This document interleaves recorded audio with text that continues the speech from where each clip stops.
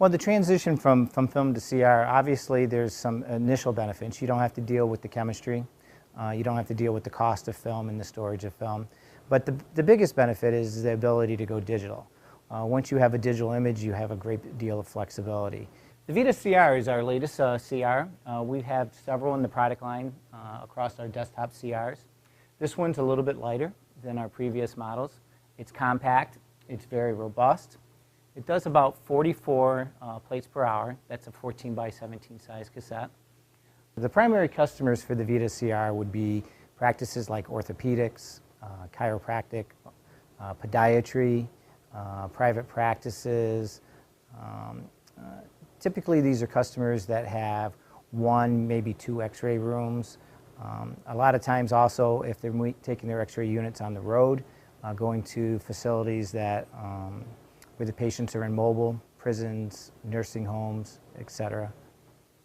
Many of you are probably curious how the system works.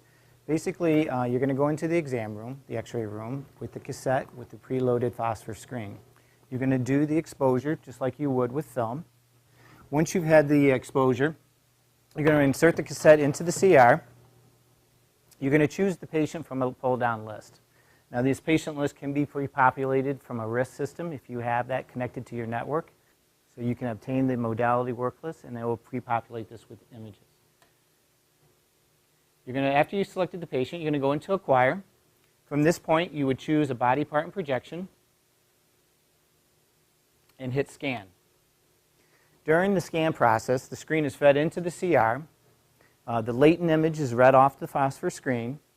It shows you a preview as it's performing that scan, and then you're going to receive a larger preview image.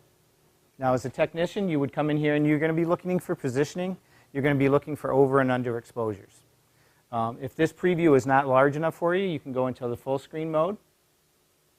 And again, as I said, you're looking to see if the position is good enough to do a proper diagnosis. You could also do some window leveling. This is the nice thing about digital imaging, is that an over and under exposure can be quickly corrected by doing window leveling. You can quickly adjust for any kind of exposure levels that you have. Return back to the full screen. If you need to do any annotations, there's some quick and simple annotations that you can apply to the image, and then you hit Accept. That's it.